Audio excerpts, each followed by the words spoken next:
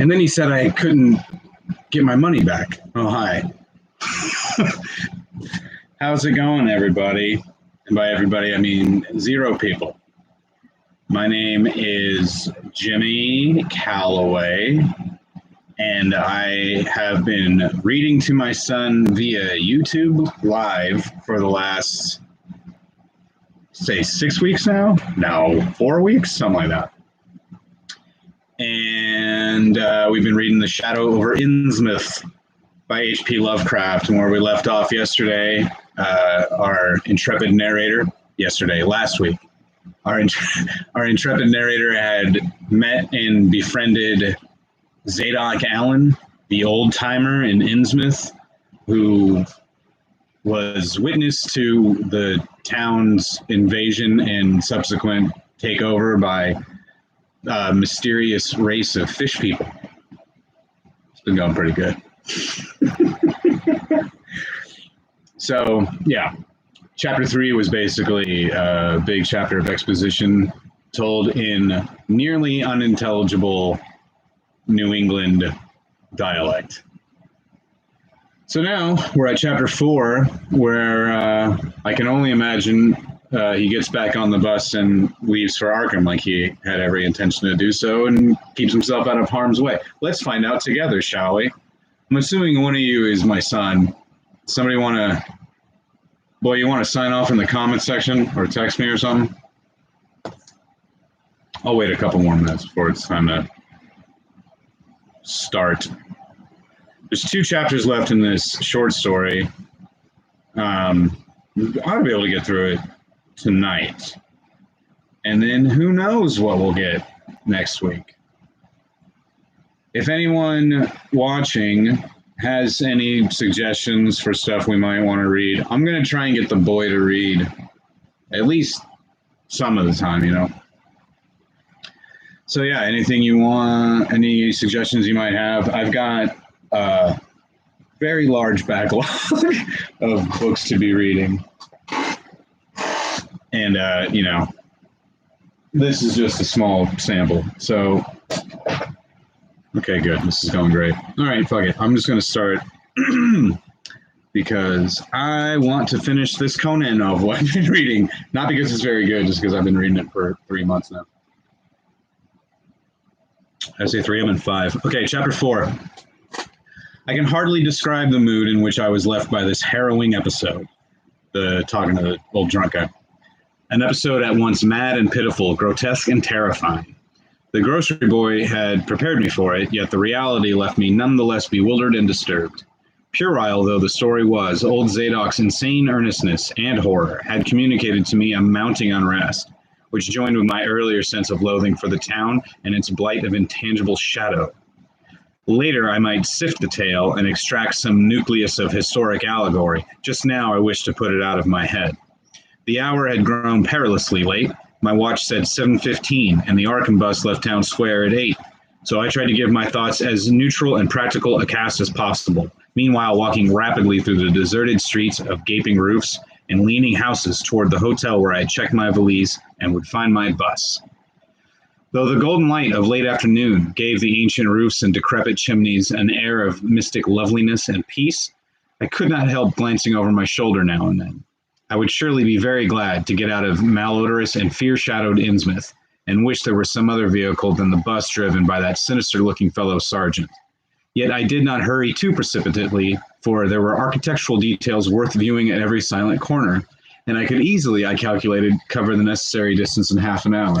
You know, when you're being chased by a race of inbred fish people and dusk is coming, you want to stop and make sure you check out how pointy the roofs are. Studying the grocery youth's map and seeking a route I had not traversed before, I chose Marsh Street instead of State for my approach to Town Square. Near the corner of Fall Street, I began to see scattered groups of furtive whisperers, and when I finally reached the square, I saw that almost all the loiterers were congregated around the door of the Gilman house. It seemed as if many bulging, watery, unwinking eyes looked oddly at me as I claimed my valise in the lobby, and I hoped that none of these unpleasant creatures would be my fellow passengers on the coach. The bus, rather early, rattled in with 3 passengers somewhat before 8, and an evil-looking fellow on the sidewalk muttered a few indistinguishable words to the driver. Sergeant threw out a mailbag and a roll of newspapers and entered the hotel, while the passengers, the same men whom I had seen arriving in Newburyport that morning, shambled to the sidewalk and exchanged some faint guttural words with a loafer in a language I could have sworn was not English. Good job. I boarded the empty coach and took the same seat I had taken before, but was hardly settled before Sergeant reappeared and began mumbling in a throaty voice of peculiar repulsiveness. I was, it appeared, in very bad luck. There had been something wrong with the engine, despite the excellent time made from Newburyport, and the bus could not complete the journey to Arkham. Nothing fishy there. Fishy. No, it could not possibly be repaired that night, nor was there any other way of getting transportation out of Innsmouth, either to Arkham or elsewhere. Sergeant was sorry, but I would have to stop over at the Gilman. Probably the clerk would make the price easy for me, but there was nothing else to do. Almost dazed by this sudden obstacle and violently dreading the fall of night in this decaying and half-unlighted town, I left the bus and re-entered the hotel lobby, where the sullen, queer-looking night clerk told me I could have room 428 on next the top floor, large but without running water, for $1.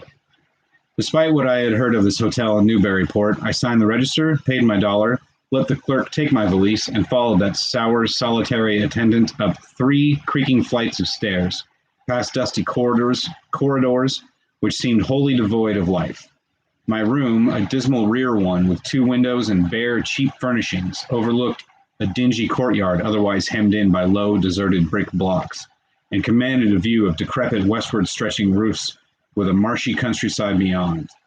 At the end of the corridor was a bathroom, a discouraging relic with ancient marble bowl, tin tub, faint electric light, and musty wooden paneling around all the plumbing fixtures. It being still daylight, I descended to the square and looked around for a dinner of some sort, noticing as I did so the strange glances I received from the unwholesome loafers. Oh, what a dirty word that must have been. Since the grocery was closed, I was forced to patronize the restaurant I had shunned before.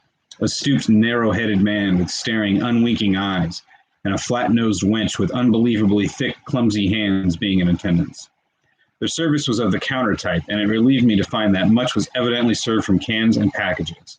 A bowl of vegetable soup with crackers was enough for me, and I soon headed back for my cheerless room at the Gilman, getting an evening paper and a fly-speck magazine from the evil-visaged clerk at the rickety stand beside his desk.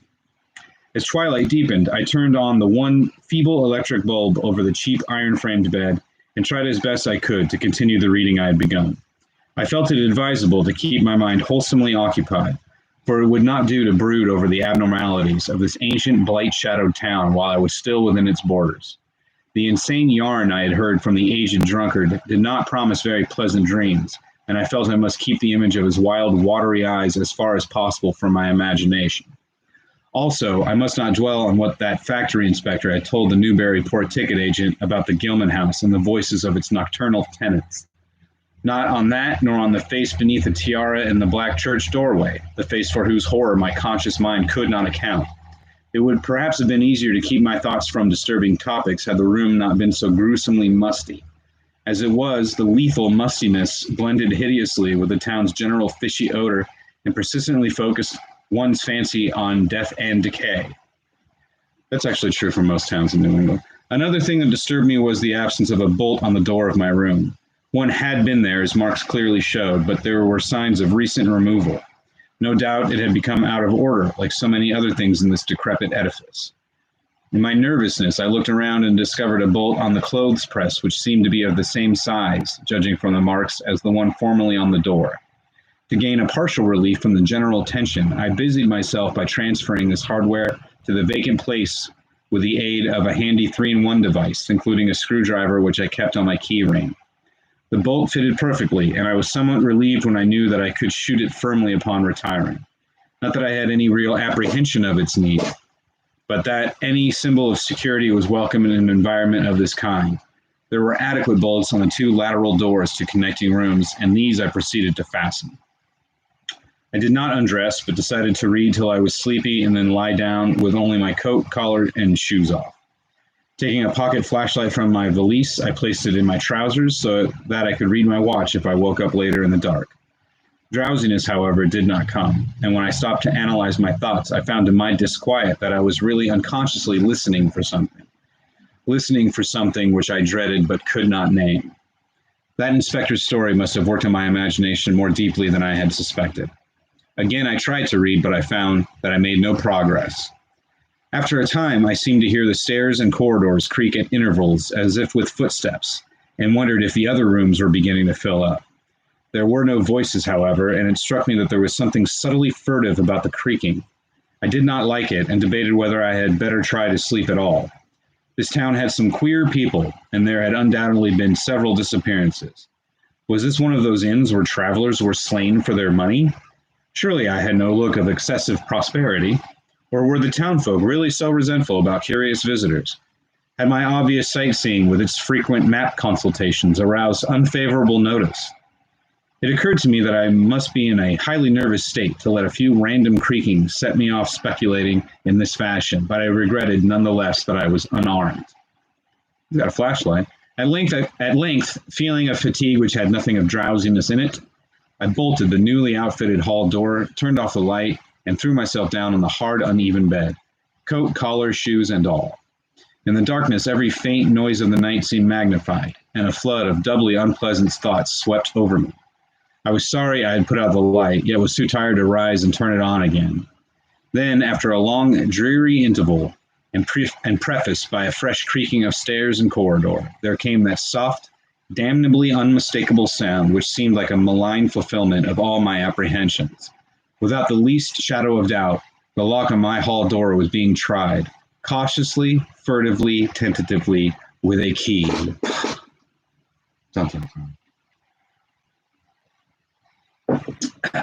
My sensations upon recognizing this sign of actual peril were perhaps less rather than more tumultuous because of my previous vague fears. I had been, albeit without definite reason, instinctively on my guard, and that was to my advantage in the new and real crisis, whatever it might turn out to be. Nevertheless, the change in the menace from vague premonition to immediate reality was a profound shock, and fell upon me with the force of a genuine blow. It never once occurred to me that the fumbling might be a mere mistake. Malign purpose was all I could think of, and I kept deathly quiet, awaiting the would-be intruder's next move. After a time, the cautious rattling ceased, and I heard the room to the north entered with a pass key. Then the lock of the connecting door to my room was softly tried. The bolt held, of course. I'm sure that's nothing, right? But I would run screaming out of this room by now. The bolt held, of course, and I heard the floor creak as the prowler left the room. After a moment, there came another soft rattling, and I knew that the room to the south of me was being entered. Again, a furtive trying of a bolted connecting door, and again a receding creaking. This time the creaking went along the hall and down the stairs, so I knew that the prowler had realized the bolted conditions of my doors and was giving up his attempt for a greater or lesser time, as the future would show. The readiness with which I fell into a plan of action proves that I must have been subconsciously fearing some menace and considering possible avenues of escape for hours, you don't say. From the first, I felt that the unseen fumbler meant a danger not to be met or dealt with, but only to be fled from as precipitately as possible. The one thing to do was get out of that hotel alive as quickly as I could, and through some channel other than the front stairs and lobby. Rising softly and throwing my flashlight on the switch, I sought to light the bulb over my bed in order to choose and pocket some belongings for a swift, valiseless flight. Nothing, however, happened, and I saw that the power had been cut off. Clearly, some cryptic evil movement was afoot on a large scale, just what I could not say. As I stood pondering with my hand on the now useless switch, I heard a muffled creaking on the floor below, and thought I could barely distinguish voices in conversation. A moment later, I felt less sure that the deeper sounds were voices, since the apparent hoarse barkings and loose-syllabled croakings bore so little resemblance to recognized human speech. Then I thought with renewed force of what the factory inspector had heard in the night in this moldering and pestilential building. Having filled my pockets with the flashlight's aid, I put on my hat and tiptoed to the windows to consider chances of descent. Despite the state's safety regulations, there was no fire escape on this side of the hotel, and I saw that my windows commanded only a sheer 3-story drop to the cobbled courtyard. On the right and left, however, some ancient brick business blocks abutted on the hotel, their slant roofs coming up to a reasonable jumping distance from my 4th-story level. To reach either of these lines of buildings, I would have to be in a room 2 doors from my own, in one case on the north and then the other case on the south, and my mind instantly set to work calculating what chances I had of making the transfer. I could not, I decided, risk an emergence into the corridor, where my footsteps would surely be heard, and where the difficulties of entering the desired room would be insuperable. My progress, if it was to be made at all, would have to be through the less solidly built connecting doors of the rooms, the locks and bolts of which I would have to force violently, using my shoulder as a battering ram whenever they were set against me. This, I thought, would be possible owing to the rickety nature of the house and its fixtures, but I realized I could not do it noiselessly. I would have to count on sheer speed and the chance of getting to a window before any hostile forces became coordinated enough to open the right door toward me with a passkey. My own outer door I reinforced by pushing the bureau against it, little by little, in order to make a minimum of sound. I perceived that my chances were very slender and was fully prepared for any calamity. Even getting to another roof would not solve the problem, for there would then remain the task of reaching the ground and escaping from the town. One thing in my favor was the deserted and ruinous state of the abutting buildings and the number of skylights gaping blackly open in each row. Gathering from the grocery boy's map that the best route out of town was southward, I glanced first at the connecting door on the south side of the room. It was designed to open in my direction, hence I saw, after drawing the bolt and finding other fastenings in place, it was not a favorable one for forcing. Accordingly, abandoning it as a route, I cautiously moved the bedstead against it to hamper any attack which might be made on it later from the next room. The door on the north was hung to open away from me, and this, though a test proved it to be locked or bolted from the other side, I knew must be my route. If I could gain the roofs of the buildings in Payne Street and descend successfully to the ground level, I might perhaps dart through the courtyard and the adjacent or opposite buildings to Washington or Bates, or else emerge in Payne and edge around southward into Washington. In any case, I would aim to strike Washington somehow and get quickly out of the town square region. My preference would be to avoid Payne, since the fire station there might be open all night. As I thought of these things, I looked out over the squalid sea of decaying roofs below me, now brightened by the beams of a moon not much past full. On the right, the black gash of the river gorge clove the panorama, abandoned factories and railway station clinging barnacle-like to its sides. Beyond it, the rusted railway and the Rowley Road led off through a flat, marshy terrain, dotted with islets of higher and drier scrub-grown land. On the left, the creek-threaded countryside was near, the narrow road to Ipswich gleaming white in the moonlight. I could not see from my side of the hotel the southward route toward Arkham, which I had determined to take. I was irresolutely speculating on when I had better attack the northward door, and on how I could least audibly manage it, when I noticed that the vague noises underfoot had given place to a fresh and heavier creaking of the stairs. A wavering flicker of light showed through my transom, and the boards of the corridor began to groan with a ponderous load. Muffled sounds of possible vocal origin approached, and at length a firm knock came at my outer door. For a moment, I simply held my breath and waited.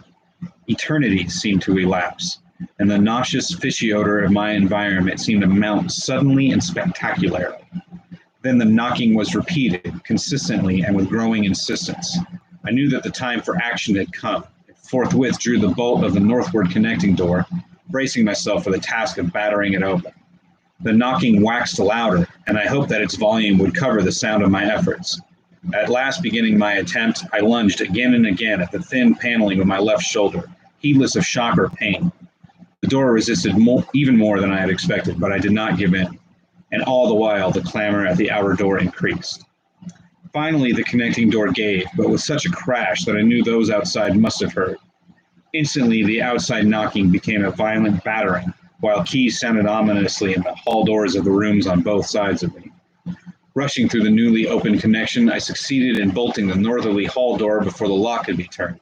But even as I did so, I heard the hall door of the third room, the one from whose window I had hoped to reach the roof below, being tried with a pass key. For an instant, I felt absolute despair, since my trapping in a chamber with no window egress seemed complete. A wave of almost abnormal horror swept over me, and invested with a terrible but unexplainable singularity the flashlight glimpsed dust prints made by the intruder who had lately tried my door from this room. Then, with a dazed automatism which persisted despite hopelessness, I made for the next connecting door and performed the blind motion of pushing at it in an effort to get through and, granting that fastenings might be as providentially intact as in this second room, bolt the hall door beyond before the lock could be turned from the outside. Sheer fortunate chance gave me my reprieve, for the connecting door before me was not only unlocked, but actually ajar. In a second I was through, and had my right knee and shoulder against a hall door which was visibly opening inward. My pressure took the opener off guard, for the thing shut as I pushed, so that I could slip the well-conditioned bolt as I had done with the other door. As I gained this respite, I heard the battering at the two other doors abate, while a confused clatter came from the connecting door I had shielded with the bedstead. Evidently, the bulk of my assailants had entered the southerly room and were massing in a lateral attack. But at the same moment, a pass key sounded in the next door to the north, and I knew that a nearer peril was at hand. The northward connecting door was wide open, but there was no time to think about checking the already turning lock in the hall. All I could do was to shut and bolt the open connecting door, as well as its mate on the opposite side, pushing a bedstead against the one and a bureau against the other, and moving a washstand in front of the hall door. I saw, trust to such makeshift barriers to shield me till I could get out the window and on the roof of the Payne Street block. But even in this acute moment, my chief horror was something apart from the immediate weakness of my defenses. I was shuddering because not one of my pursuers, despite some hideous pantings, gruntings, and subdued barkings at odd intervals, was uttering an unmuffled or intelligible vocal sound. Ooh, the foreigners are here. As I moved the furniture and rushed toward the windows, I heard a frightful scurrying along the corridor toward the room north of me, and perceived that the southward battering had ceased. Plainly, most of my opponents were about to concentrate against the feeble connecting door, which they knew must open directly on me. Outside, the moon played on the ridgepole of the block below, and I saw that the jump would be desperately hazardous because of the steep surface on which I must land. Surveying the conditions, I chose the more southerly of the two windows as my avenue of escape, planning to land on the inner slope of the roof and make for the nearest skylight. Once inside one of the decrepit brick structures, I would have to reckon with pursuit, but I hoped to descend and dodge in and out of yawning doorways along a shadowed courtyard, eventually getting to Washington Street and slipping out of town toward the south. The clatter at the northerly connecting door was now terrific, and I saw that the weak paneling was beginning to splinter. Obviously, the besiegers had brought some ponderous object into play as a battering ram. The bedstead, however, still held firm, so that I had at least a faint chance of making good my escape. As I opened the window, I noticed that it was flanked by heavy velour drapery suspended from a pole by brass rings, and also that there was a large projecting catch for the shutters on the exterior. Seeing a possible means of avoiding the dangerous jump, I yanked at the hangings and brought them down, pole and all, then quickly hooking two of the rings in the shutter catch and flinging the drapery outside. The heavy folds reached fully to the abutting roof, and I saw that the rings and catch would be likely to bear my weight. So climbing out of the window and down the improvised rope ladder, I left behind me forever the morbid and horror-infested fabric of the Gilman house. I landed safely on the loose slates of the steep roof and succeeded in gaining the gaping black skylight without a slip. Glancing up at the window I had left, I observed it was still dark, though far across the crumbling chimneys to the north I could see lights ominously blazing in the order of Dagon Hall, the Baptist Church, and the Congregational Church, which I recalled so shiveringly. There had seemed to be no one in the courtyard below, and I hoped there would be a chance to get away before the spreading of a general alarm. Flashing my pocket lamp into the skylight, I saw that there were no steps down. The distance was slight, however, so I clambered over the brink and dropped, striking a dusty floor littered with crumbling boxes and barrels. The place was ghoulish looking, but I was past minding such impressions and made at once for the staircase revealed by my flashlight. After a hasty glance at my watch, which showed the hour to be 2 a.m. The steps creaked but seemed tolerably sound, and I raced down past a barn-like second story to the ground floor. The desolation was complete, and only echoes answered my footfalls. At length, I reached the lower hall. Pardon me. At length, I reached the lower hall, at one end of which I saw a faint, luminous rectangle marking the ruined Payne Street doorway. Heading the other way, I found the back door also open, and darted out and down 5 stone steps to the grass-grown cobblestones of the courtyard. The moonbeams did not reach down here, but I could just see my way. I could just see my way about without using the flashlight. Some of the windows on the Gilman house side were faintly glowing, and I thought I heard confused sounds within. Walking softly over to the Washington Street side, I perceived several open doorways and chose the nearest as my route out. The hallway inside was black, and when I reached the opposite end, I saw that the street door was wedged immovably shut. Resolved to try another building, I groped my way back toward the courtyard, but stopped short when close to the doorway. For out of an open door in the Gilman house, a large crowd of doubtful shapes was pouring. Lanterns bobbing in the darkness, and horrible croaking voices exchanging low cries in what was certainly not English. The figures moved uncertainly, and I realized to my relief that they did not know where I had gone, but for all that they sent a shiver of horror through my frame. Their features were indistinguishable, but their crouching, shambling gait was abominably repellent. And worst of all, I perceived that one figure was strangely robed and unmistakably surmounted by a tall tiara of a design altogether too familiar. As the figures spread throughout the courtyard, I felt my fears increase. Suppose I could find no egress from this building on the street side.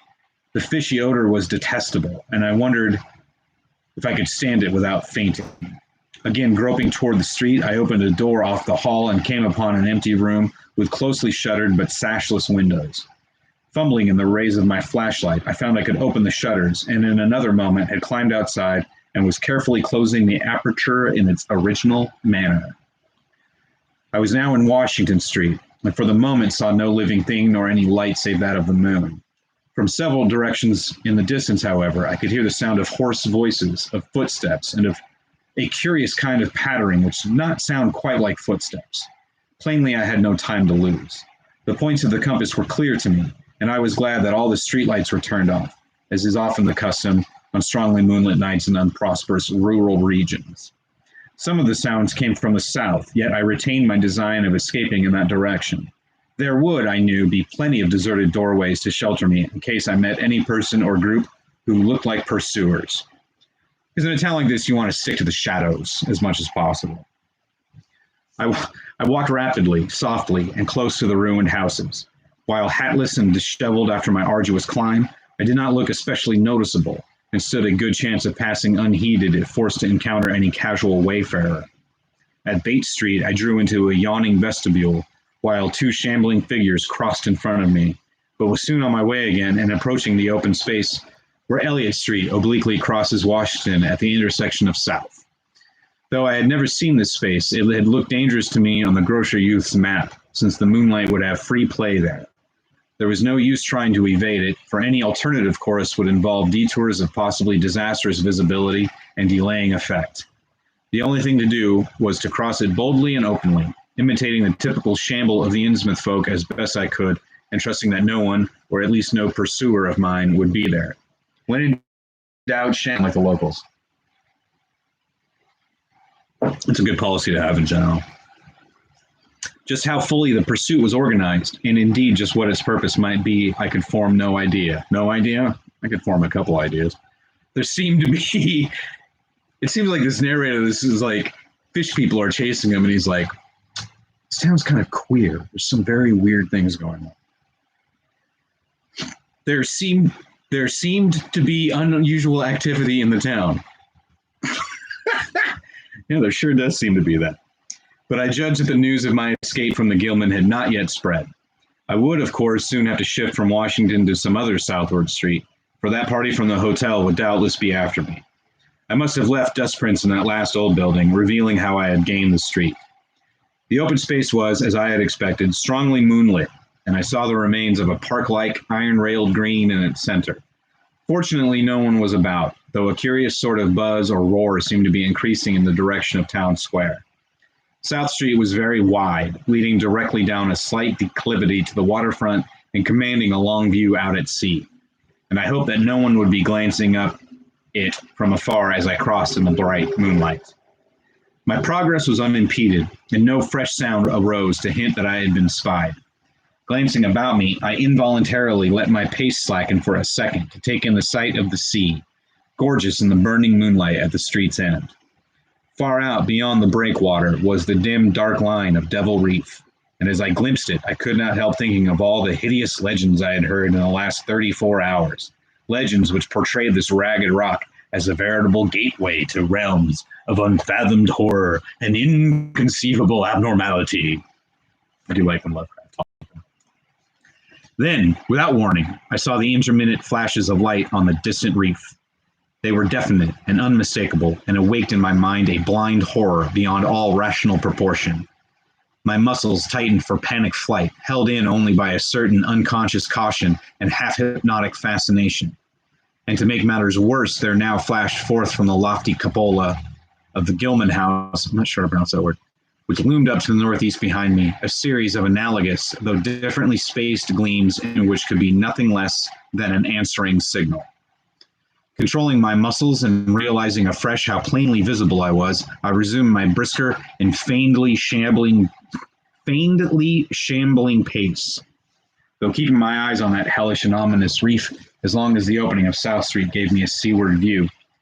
What the whole proceeding meant, I could not imagine. Again, it's not much of an imagination on this guy, unless it involved some strange rite connected with Devil Reef, or unless some party had landed from a ship on that sinister rock.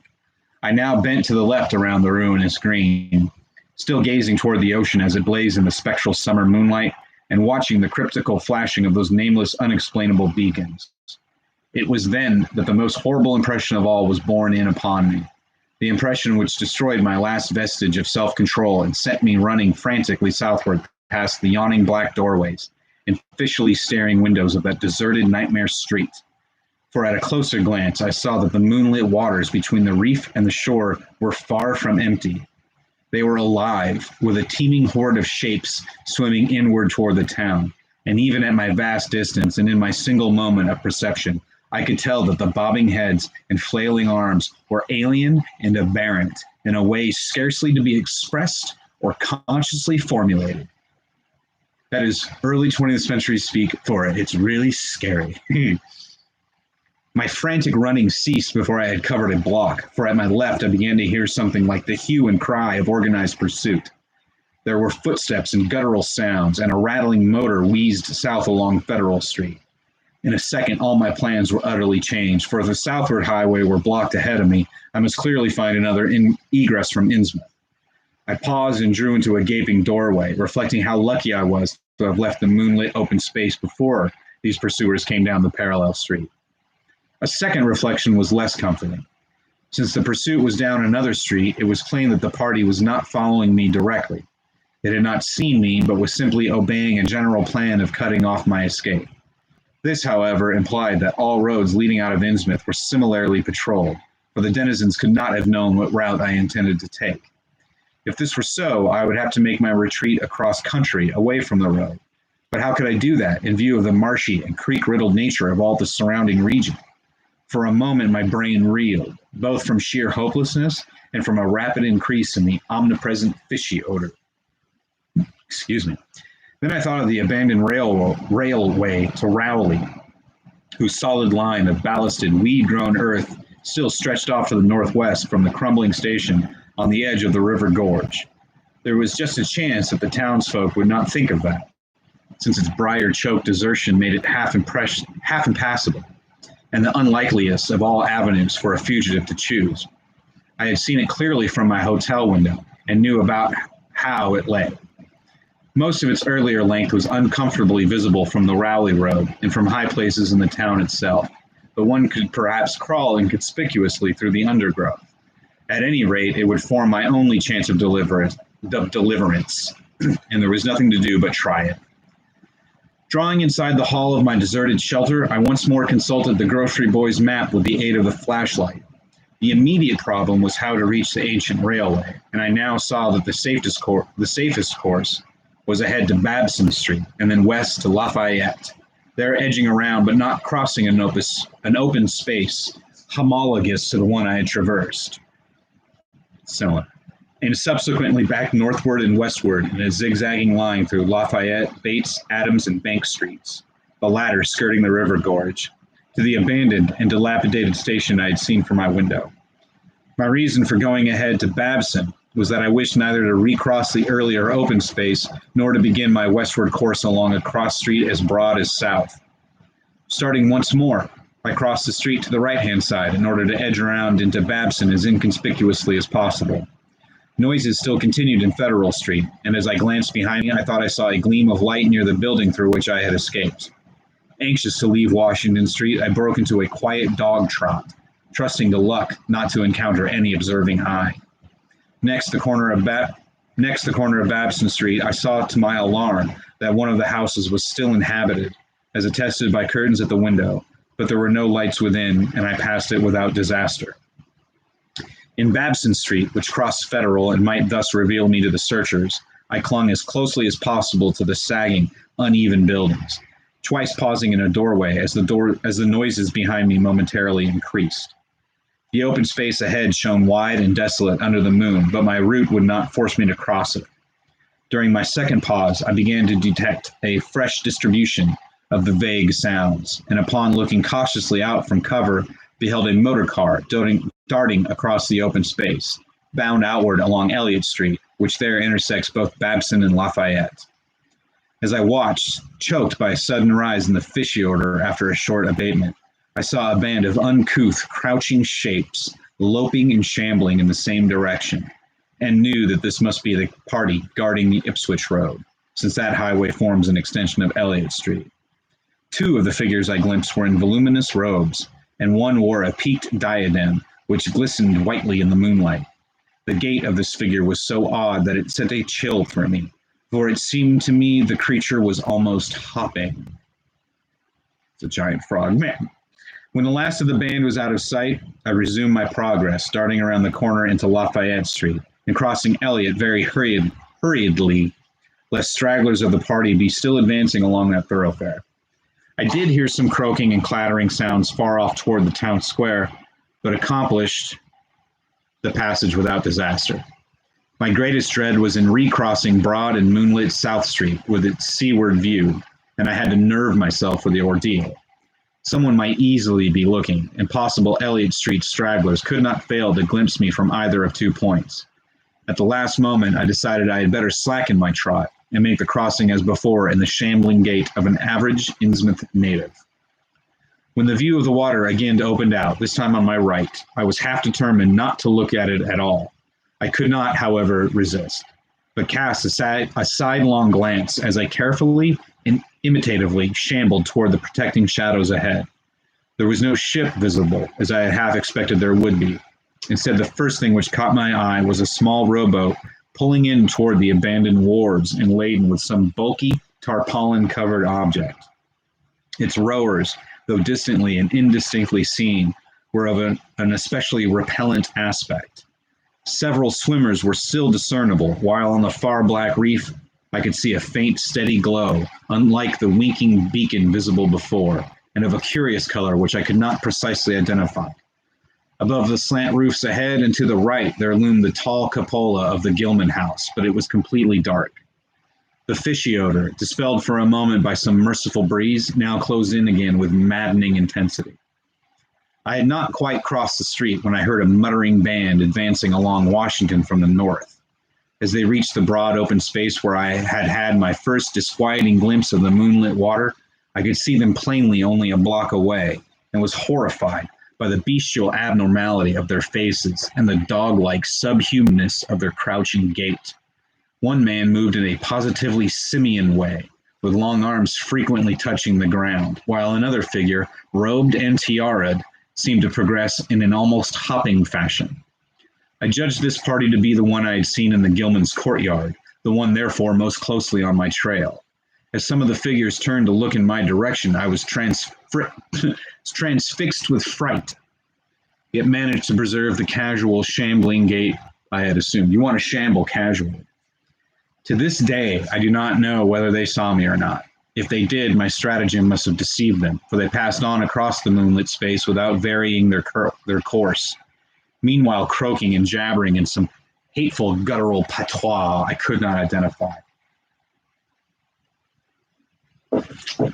Once more in shadow, I resumed my former dog trot past the leaning and decrepit houses that stared blankly into the night.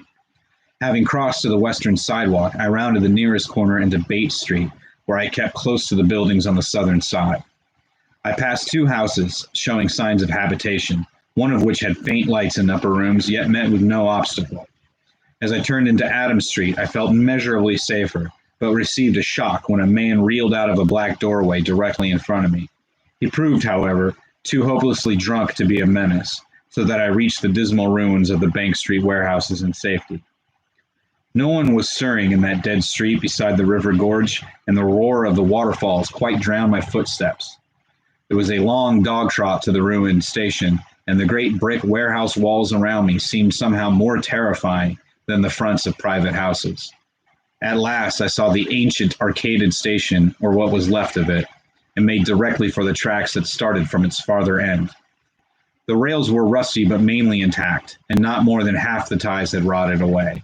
Walking or running on such a surface was very difficult, but I did my best and on the whole made very fair time.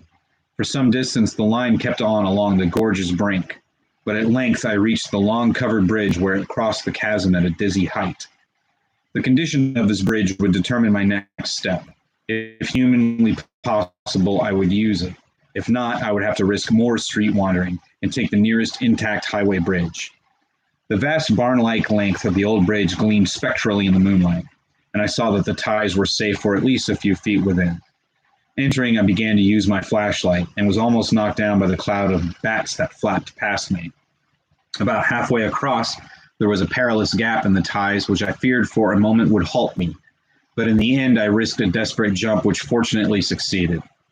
I was glad to see the moonlight again when I emerged from that macabre tunnel.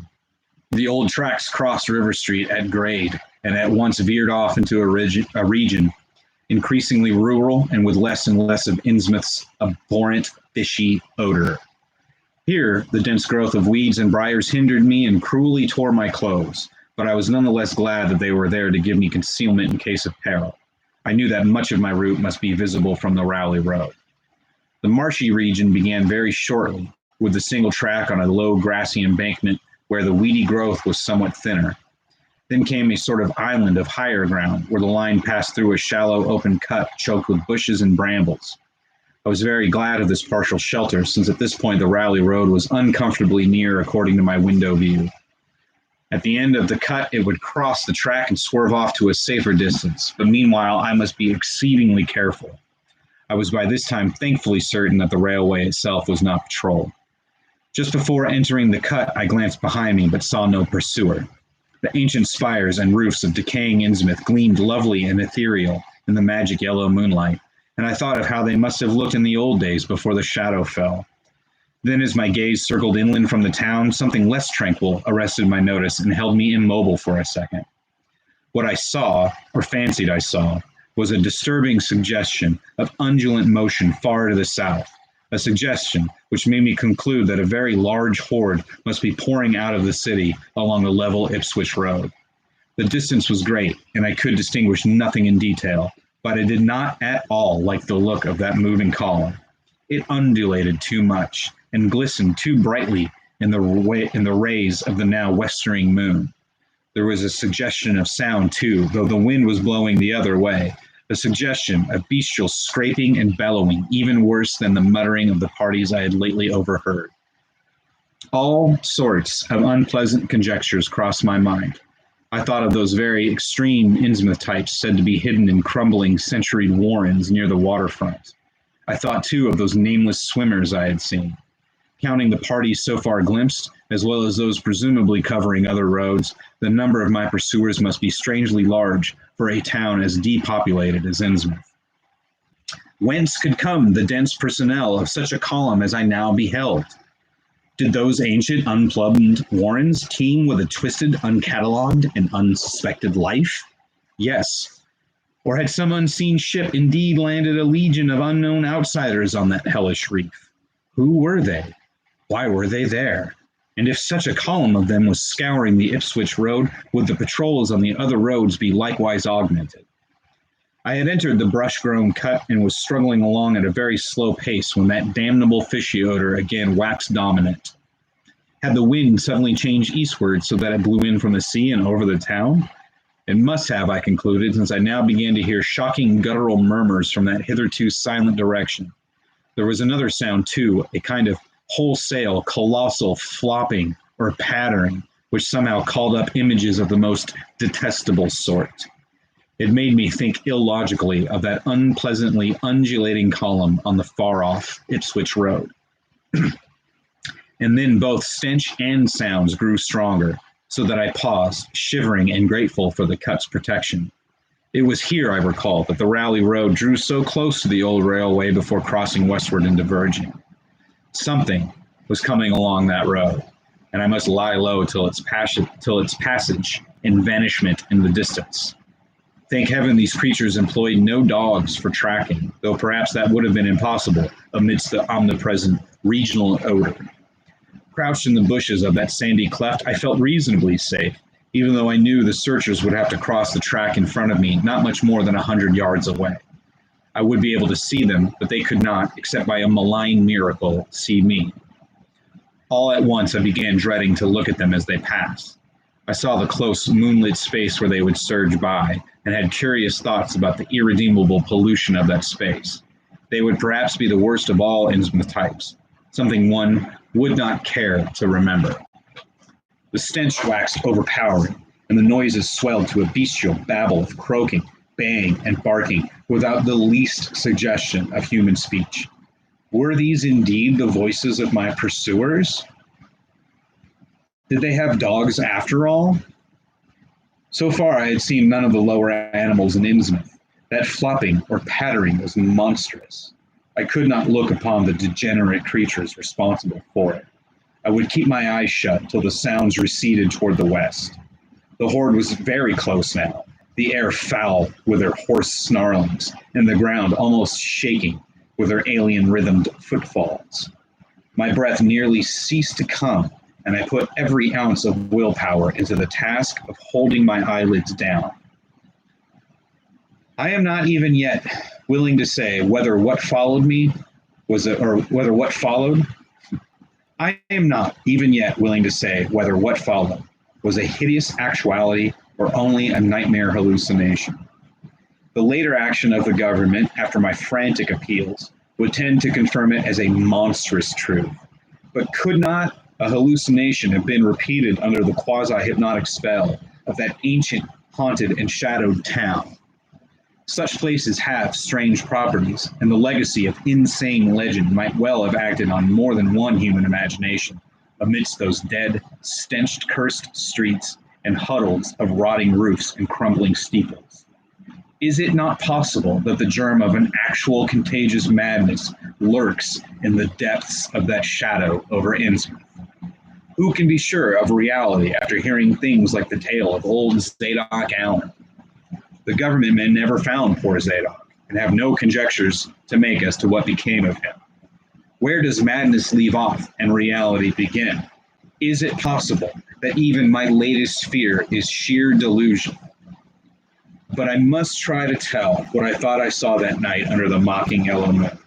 Saw surging and hopping down the Rowley Road in plain sight in front of me as I crouched among the wild brambles of that desolate railway cut. Of course, my resolution to keep my eyes shut had failed. It was foredoomed to failure. For who could crouch blindly while a legion of croaking, baying entities of unknown source flopped noisomely past, scarcely more than 100 yards away? Not me. I thought I was prepared for the worst, and I really ought to have been prepared, considering what I had seen before. My other pursuers had been accursedly abnormal. So should I not have been ready to face a strengthening of the abnormal element, to look upon forms in which there was no mixture of the normal at all? That's what I've been saying. I did not open my eyes until the raucous clamor came loudly from a point obviously straight ahead. Then I knew that a long section of them must be plainly in sight, where the sides of the cut flattened out and the road crossed the track, and I could no longer keep myself from sampling whatever horror that leering yellow moon might have to show. It was the end. For whatever remains to me of life on the surface of this earth, of every vestige of mental peace and confidence in the integrity of nature and of the human mind. This is a very it's a very well-worded, thoughtful descent into madness, wouldn't you say? Don't you know I'm going rather insane over here? Nothing that I could have imagined, nothing even that I could have carried had I credited old Zadok's crazy tale in the most literal way, would be in any way comparable to the demonic, blasphemous reality that I saw, or believe I saw. I have tried to hint what it was in order to postpone the horror of writing it down baldly. Can it be possible that this planet has actually spawned such things, that human eyes have truly seen as objective flesh what man has hitherto known only in febrile fantasy and tenuous legend? And yet, I saw them in a limitless stream, flopping, hopping, croaking, bleeding, surging inhumanly through the spectral moonlight in a grotesque, malignant saraband of fantastic nightmare. And some of them had tall tiaras of that nameless, whitish gold metal, and some were strangely robed, and one who led the way was clad in a ghoulishly humped black coat and striped trousers, stripes, and had a man's felt hat perched on the shapeless thing that answered for a head. I think their predominant color was a grayish green, though they had white bellies. They were mostly shiny and slippery, but the ridges of their backs were scaly. Their forms vaguely suggested the anthropoid, while their heads were the heads of fish, with prodigious bulging eyes that never closed. At the sides of their necks were palpitating gills, and their long paws were webbed. They hopped irregularly, sometimes on 2 legs, sometimes on 4. I was somehow glad that they had no more than 4 limbs, somehow. Their croaking, baying voices, clearly used for articulate speech, held all the dark shades of expression which their staring faces lacked. He's got a turn of phrase, this guy. But for all of their monstrousness, they were not unfamiliar to me. I knew too well what they must be, for was not the memory of that evil tiara at Newburyport still fresh? They were the blasphemous fish frogs of nameless design, living and horrible. And as I saw them, I knew also of what that humped, tiaraed priest in the black church basement had so fearsomely reminded me. Their number was past guessing. It seemed to me that there were limitless swarms of them, and certainly my momentary glimpse could have shown only the least fraction. In another instant, everything was blotted out by a merciful fit of fainting, the first I had ever had. Whew. Chapter 5.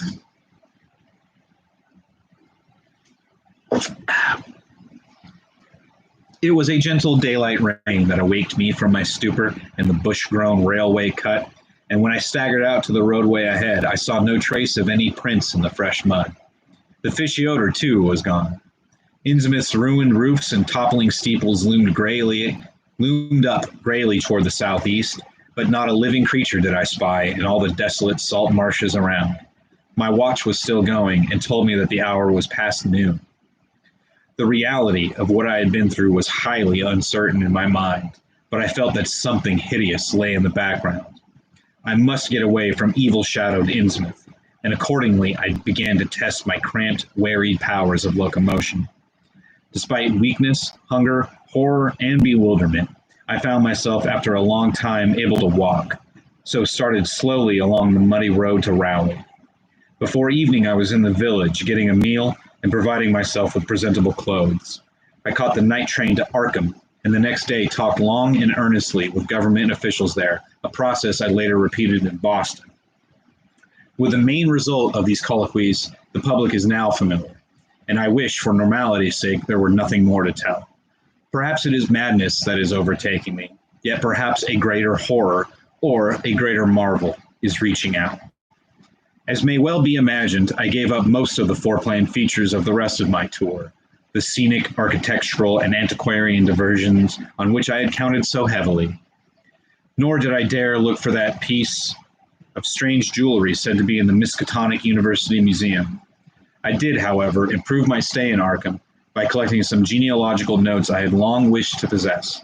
Very rough and hasty data, it is true, but capable of good use later on when I might have time to collate and codify them.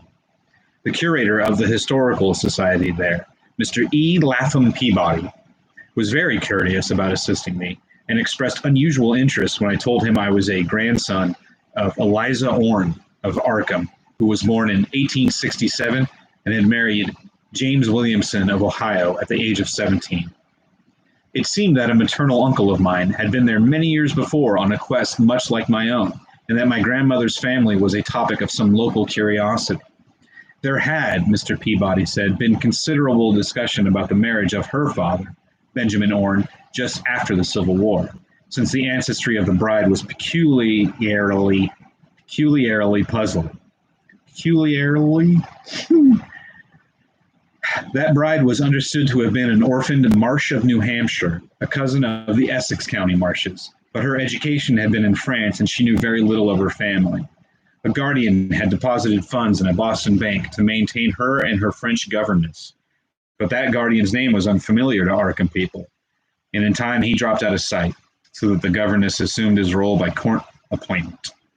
The Frenchwoman, now long dead, was very taciturn, and there were those who said she could have told more than she did. But the most baffling thing was the inability of anyone to place the recorded parents of the young woman, Enoch and Lydia Meserve Marsh, among the known families of New Hampshire. Possibly, many suggested, she was the natural daughter of some Marsh of prominence. She certainly had the true Marsh eyes. Most of the puzzling was done after her early death, which took place at the birth of my grandmother, her only child. Having formed some disagreeable impressions connected with the name of Marsh, I did not welcome the news that it belonged to my own ancestral tree, nor was I pleased by Mr. Peabody's suggestion that I had the true Marsh eyes myself. However, I was grateful for data which I knew would prove valuable, and took copious notes and lists of book references regarding the well-documented Orne family. I went directly home to Toledo from Boston, and later spent a month at Momi recuperating from my ordeal. In September, I entered Oberlin for my final year, and from then till the next June, I was busy with studies and other wholesome activities, reminded of the bygone terror only by occasional official visits from government men in connection with the campaign which my pleas and evidence had started. Around the middle of July, just a year after the Innsmouth experience, I spent a week with my late mother's Cleveland, checking some of my new genealogical data with the various notes, traditions, and bits of heirloom material in existence there, and seeing what kind of connected chart I could construct. I did not exactly relish the task, for the atmosphere of the Williamson home had always depressed me. There was a strain of morbidity there, and my mother had never encouraged my visiting her parents as a child, although she always welcomed her father when he came to Toledo. My Arkham-born grandmother had seemed strange and almost terrifying to me, and I do not think I grieved when she disappeared. I was 8 years old then, and it was said that she had wandered off in grief after the suicide of my Uncle Douglas, her eldest son. He had shot himself after a trip to New England, the same trip, no doubt, which had caused him to be recalled at the Arkham Historical Society. Nothing suspicious about any of this so far. This uncle had resembled her, and I had never liked him either. Something about the staring, unwinking expression of both of them had given me a vague, unaccountable uneasiness. My mother and Uncle Walter had not looked like that. They were like their father, though poor little cousin Lawrence, Walter's son, had been an almost perfect duplicate of his grandmother before his condition took him to the permanent seclusion of a sanitarium at Canton. I had not seen him in 4 years, but my uncle once implied that his state, both mental and physical, was very bad. This worry had probably been a major cause of his mother's death 2 years before. My grandfather and his widowed son Walter now comprised the Cleveland household, but the memory of older times hung thickly over it. I still disliked the place and tried to get my researches done as quickly as possible. Williamson records in Williamson records and traditions were supplied in abundance by my grandfather, though for Orne material I had to depend on my uncle Walter, who put at my disposal the contents of all his files, including notes, letters, cuttings, heirlooms, photographs, and miniatures. It was in going over the letters and pictures on the Orne side that I began to acquire a kind of terror of my own ancestry. As I have said, my grandmother and Uncle Douglas had always disturbed me. Now, years after their passing, I gaze at their pictured faces with a measurably heightened feeling of repulsion and alienation. I could not at first understand the change, but gradually a horrible sort of comparison began to obtrude itself on my unconscious mind, despite the steady refusal of my consciousness to admit even the least suspicion of it. It was clear that the typical expression of these faces now suggested something it had not suggested before, something which would bring stark panic if too openly thought of. Don't think about it, you won't be related to the fish people. But the worst shock came when my uncle showed me the orange jewelry in a downtown safe deposit vault. Some of the items were delicate and inspiring enough, but there was one box of strange old pieces descended from my mysterious great-grandmother, which my uncle was almost reluctant to produce. They were, he said, a very grotesque and almost repulsive design, and had never, to his knowledge, been publicly worn, though my grandmother used to enjoy looking at them. Vague legends of bad luck clustered around them, and my great-grandmother's French governess had said they ought not to be worn in New England, though it would be quite safe to wear them in Europe. As my uncle began slowly and grudgingly to unwrap the things, he urged me not to be shocked by the strangeness and frequent hideousness of the designs. Artists and archaeologists who had seen them pronounced the workmanship superlatively and exotically exquisite, though no one seemed able to define their exact material or assign them to any specific art tradition. There were 2 armlets, a tiara, and a kind of pectoral, the latter having in high relief certain figures of almost unbearable extravagance. I'm assuming that's like a chest piece of some sort, or maybe a necklace, pectoral. During this description, I had kept a tight rein on my emotions, but my face must have betrayed my mounting fears. My uncle looked concerned and paused in his unwrapping to study my countenance. I motioned to him to continue, which he did with renewed signs of reluctance. He seemed to expect some demonstration when the first piece, the tiara, became visible, but I doubt if he expected quite what actually happened. I did not expect it either, for I thought I was thoroughly forewarned regarding what the jewelry would turn out to be. What I did was to faint silently away, just as I had done in that briar-choked railway cut a year before. From that day on, my life has been a nightmare of brooding and apprehension, nor do I know how much is hideous truth and how much madness. My great-grandmother had been a Marsh of unknown source whose husband lived in Arkham, and did not old Zadok say that the daughter of Obed Marsh by a monstrous mother was married to an Arkham man through a trick? What was it the ancient toper had muttered about the likeness of my eyes to Captain Obed's? In Arkham, too, the curator had told me I had the true Marsh eyes. Was Obed Marsh my own great-great-grandfather? Who or what, then, was my great-great-grandmother? But perhaps this was all madness. Those whitish gold ornaments might easily have been bought from some Innsmouth sailor by the father of my great-grandmother, whoever he was. And that look in the staring-eyed faces of my grandmother and self-slain uncle might be sheer fancy on my part. Sheer fancy bolstered up by the Innsmouth shadow which had so darkly colored my imagination. But why had my uncle killed himself after an ancestral quest in New England?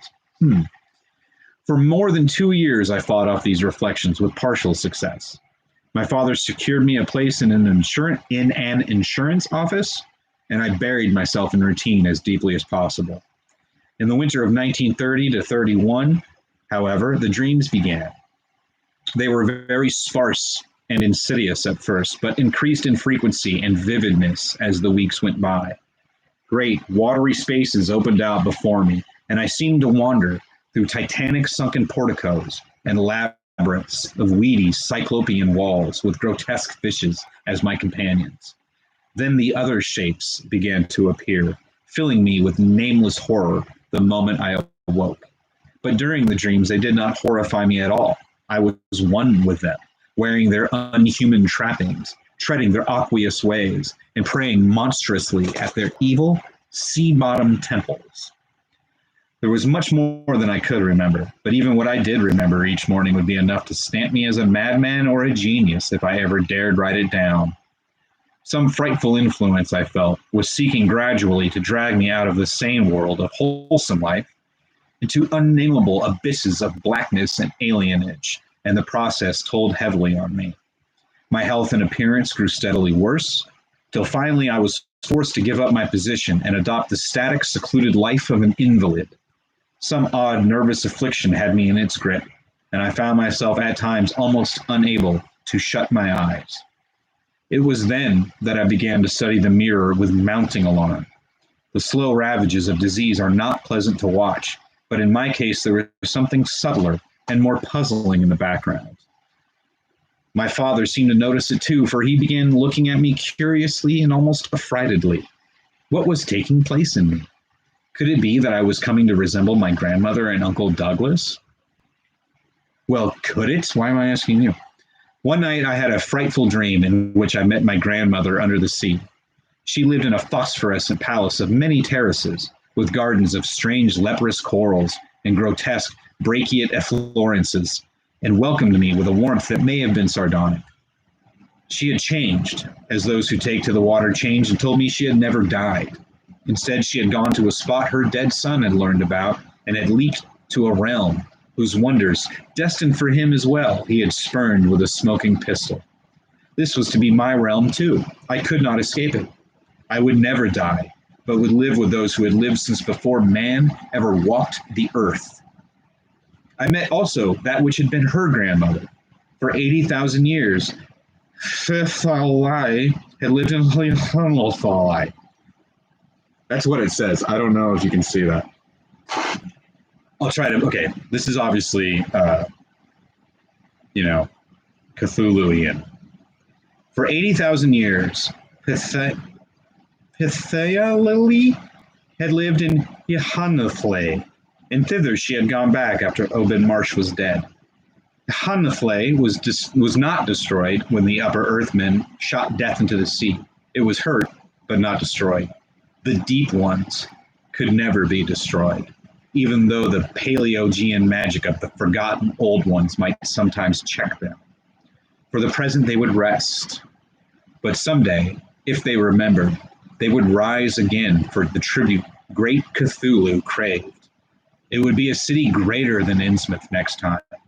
They had planned to spread and had brought up that which would help them.